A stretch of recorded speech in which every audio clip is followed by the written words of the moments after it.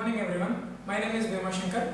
So I am the student of Sri Swamiji B.Ed College, studying in 4th semester. So today I will be discussing with you the chapter that is how organisms reproduce. So it is the standard 8th chapter. So here what we have is how the organisms reproduce, how the generation of the organisms continues from one generation to another generation. So first, before going to the other parts of the chapter, first we have to discuss what is meant by reproduction. So what is meant by reproduction? So reproduction is a process by which living organisms produce new organisms. So that is, the living organisms will produce the new individuals or the new organisms. So that we call it as a reproduction. So why the reproduction is necessary? So the reproduction is necessary for the survival and the increase of the population. So the reproduction is necessary to surviving in the environment as well as to increase the population of the organisms. So what happens if there is no reproduction? So if there is no reproduction, then the population goes on decreasing. So because of that, the species will be extinct from the earth. So next, do organisms create carbon copies of themselves? So as we all know, in the DNA, so the DNA will be replicating itself, that is the formation of clones. So as that, so there is also production of clones of the some of the organisms. So that we will discuss in the next, in the upcoming chapters. So next, what is the importance of variation? So why the variation is needed in the organisms? If there is no variations, if all the organisms are looking similar, or if there is no variation or there is no changes, then so the organisms cannot survive in the changing environment. So if there is no changes in the organism, that it cannot survive for the longer period. So because of that, the variation will be important in the organisms. So because of that, the organisms can survive for a longer time. If there is no changes in the organism, they can be extinct in the little time of the period. Next, so there are two types of reproduction. So there are two types of reproduction. So one is asexual reproduction and second one is the sexual reproduction. So in the asexual reproduction, so there is an involvement of only single parent. So there is involvement of only one parent. So because of that, we call it as a asexual reproduction. Then second one what we have is sexual reproduction. So in the sexual reproduction, we have two gametes or the two organisms will be involved, that is male and the female. So that is two individuals will be involved in the production of new organism, that is sexual reproduction. So next what we have is in asexual reproduction we have different types. So what are those types means? That is fission, budding, regeneration, fragmentation, spore formation and the vegetative propagation. So these are the asexual reproduction types. Next.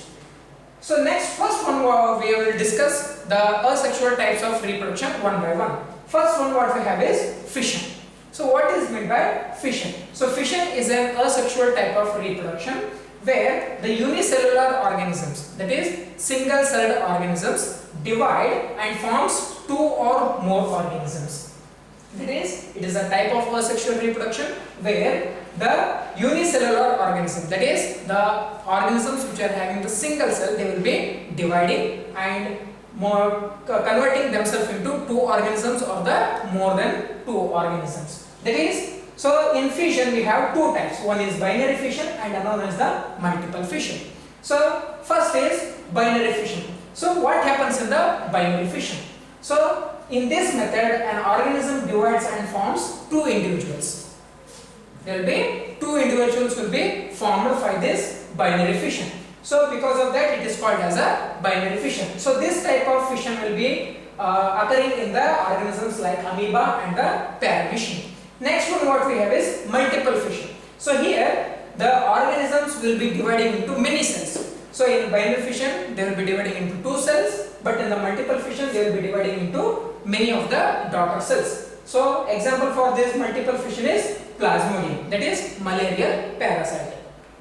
Next, second one is the budding. So in this budding, so there is in this method a bud-like projection will be formed on the body of the organism. There is a formation of bud-like structures on the organism's body that will be developing into new individual. So after the full development of the organism, it will be developing as a new organism. So that is, it will be after the development, it will be separate from the parent body and forms an independent individual. So that is example what we have is Hydra and the yeast. You can observe in the photographs also. So that is Hydra and this is the yeast. Next, third one is the regeneration. Third one what we have is regeneration. So in this method, the part of the body, if any organism is cut or broken, if any part of the body of an organism, if it is cutted or it is broken into pieces, it will be developing into new organism. It will be developing into new organism. So example what we have is Hydra, Planaria and the starfish. So it is the Planaria and this is the Hydra. So if it is any part of the organism is cutted into pieces, it will be regenerating and growing into new individual organisms. So that is the regeneration. Next, fourth one what we have is fragmentation. Fourth one what we have is fragmentation. So in this method, the body of the simple multicellular organism breaks into smaller pieces. The organism body will be breaking down into small pieces after the maturation, the each fragment. So the cutted pieces of the fragments or the pieces will be developing into whole new organism after the maturation. So example what we have is spirogam. Next, for fifth one what we have is spore formation. So in the spore formation, there is a structure called as sporangia. There will be structures called as sporangia from which the spores will be formed. From the sporangia there is a production of spores. So if these spores come with the contact with the moist surface, if there is any moist surface, that is, so water content will be there in any kind of surfaces, when they are coming in contact with those surfaces, they will be developing into new organism. So that is example what we have is Rhizopus, Mucor and the Penicillium. So these Rhizopus or Mucor we can observe in our day-to-day life, or that is in our households. That is, they will be growing on the breads or the rotis and the other things. So that is Rhizopus and the Mucor. Next, sixth one what we have is vegetative propagation. Sixth one is vegetative propagation. So in this method, new plants will be produced from the vegetative parts like roots, stem or the leaf. So any part of the plant, that is root or that may be stem or that may be leaf, from these parts we are getting the new plant. From example, from roots we are getting the sweet potato. So if there is a root part of the sweet potato, then we can grow a whole part of the plant. Then from the stem what we have is example is potato and the ginger, and from the leaf what we have is bryophyllum and the begonia. So in these parts, if any part of this root or stem or the leaf, if we take the part of that and we can grow into a whole new plant from these particular parts. So these vegetative propagation is also being done by the artificial methods, that is there are cuttings, layering and the grafting methods. So vegetative propagation is both a natural process and it will be an artificial process. So natural will be, it will be done by the root, stem and the leaf, but in the artificial method we are doing by the cutting, layering and the grafting method. Next, so next what we have is sexual reproduction in flowering plants. How the reproduction or the sexual reproduction takes place in the flowering plants or in the angiospermic plants or the higher plants. So first one is reproductive parts of the flower. So here you can observe a structure of the flower or diagram of the flower. So here they will be giving different names to the different parts of a flower. So here, so the main reproductive parts of the flower is stamens and the pistil. So stamens are the male reproductive parts and the pistil is the female reproductive parts of the flower. So as I told you, stamen is the male reproductive part. It produces the pollen grains. So the pollen grains are the male gametes which are produced by the stamens. Then the pistil is the female reproductive part. It produces the ovules from the ovary. So ovules are the female gametes and the pollen grains are the male gametes which is produced in the flower. So you can see, so here there is an ovary, style and stigma. all three consist of pistil, and here what we have is there are the sepals, petals, and this is the male reproductive system, that is filament, anther, both they are called as stamens. Next. So next is pollination. How the pollen grains will be transferred from male reproductive part to the female reproductive part. So the transfer of pollen grains from anthers to the stigma of the flower is called as a pollination. The transfer of the pollen grains from the anthers to the stigma. So the male reproductive part has to burst out, and from that the pollen grains will be released into the atmosphere and they will be reaches to the stigma of the flower. So that process we call it as a pollination. So here the pollen grains will be taken out by the it will be taken place by the wind, water, and by the insects. So the transfer of pollen grains have many of the agents. So that may be wind, or that may be water, or that may be insects. By these methods, the pollen grains will be transferred from one place to another place, or from one flower to the another flower. So if the both male and the female gametes, or the male and the female gametes, or the reproductive parts are present in a single flower, that we call it as a bisexual flower. So in those flowers, there is a another type of pollination takes place, that is we call it as a self-pollination. So that is the self-pollination. So if it is present in the different flowers, then we call it as a cross-pollination. So pollination takes place by insects, wind, and the water, etc. Next. Third one what we have is fertilization. So fertilization, after the pollen grains which are falling on the stigma, that they will be producing the pollen tube. They will be producing the pollen tube. So this is the stigma, from they are the pollen grains. So they will be producing the pollen tube, which is reaches to the ovary or the ovules. So by which they will be combining, the male and the female gametes going to be combined, and there is a fertilization. There is a fusion of male and female gametes. Then there is a process called as fertilization. Here there is a formation of zygote, that is embryo. So after the formation of zygote, after several divisions, they will be converted into embryo, and that embryo develops into seeds, and the ovules will be developing into seeds, and the ovary will be developing into fruit. Next, sixth what we have is reproduction in human beings. How the human beings reproduce. So that is, so first what we observe is male reproductive system. First one what we have is male reproductive system.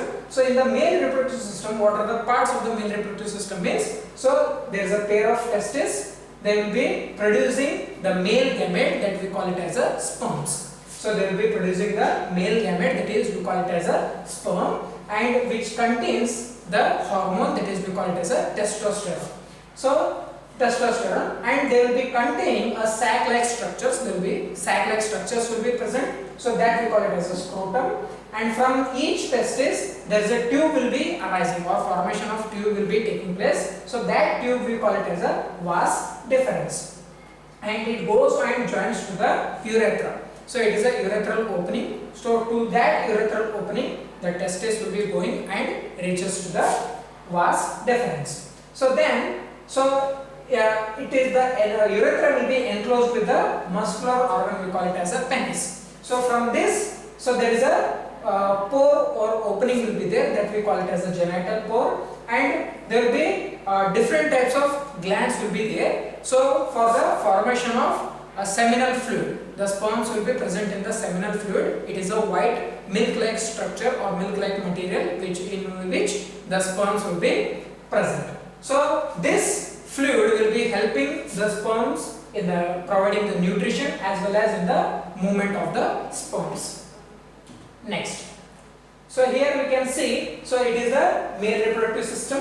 So it is the urethra. So it is a vas deferens. This is the testis. So this is a urinary bladder, and this is called as a sperm. So it is the acrosome. So it is the head of the sperm. So it is the middle place, and this will be the tail of the sperm.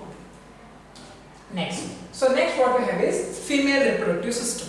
So here, so female reproductive system consists of a pair of ovaries. That means there will be two ovaries will be there, which produces the female reproductive cell or the female gamete, that we call it as a ova or the eggs. ova or eggs will be produced by this female reproductive system.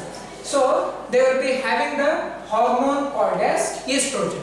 They will be having the hormone called as estrogen. Estrogen hormone will be present in this female reproductive system. So they will be having the above the ovaries we have the tubes which are called as oviducts. There is a presence of tubes, or we call it as oviducts or fallopian tubes. Fallopian tubes will be there on the oviduct. So in the two oviducts unite and they will be forming a bag-like structure which is called as uterus, in which there is a development of fetus or the child will be taking place. So and the uterus have the opening which is called as a vagina. So here you can see female reproductive system which is having the ovary, the pair of ovaries. So there is a uterus, the endometrium, there is a vagina that is opening, and there will be ovaries. So this is the female reproductive system, and this is called as a human ovum or the egg. Next, so fertilization in human beings. How the fertilization takes place in the human beings? So during sexual intercourse, the sperms will be from the male gamete or from the male reproductive system. They will be entering into the vagina of the female. So from which there will be reaches to the oviduct where the ovaries will be stored. So to that they will be reaching to the oviduct, and the one sperm will be fuses with the egg. There is a production of only one egg which is allowing only one sperm to join with it, and that there is a formation of zygote, and this zygote which is formed, it will be implanted in the uterus. So there is an implant of zygote in the uterus by which it will be developed. The zygote will afterwards develop into embryo, and the embryo gets nutrition from the mother's blood, and there is a layer which we call it as a placenta, from which it will be getting the nutritions or the other necessary materials for the growth and development. So it will take 9 months to born, and after the 9 months there is a birth of the child. So it is the stages of development. So here there is a ovary, so the egg will be formed here. So there is the sperms will be reaches to the egg. So there is a 2-stage, 4-cell stage, 8-cell uterus. So here there is a they will be implanted in the uterus, and there is a goes on development will be taking place in the uterus. So here this is the structure of egg which is surrounded by the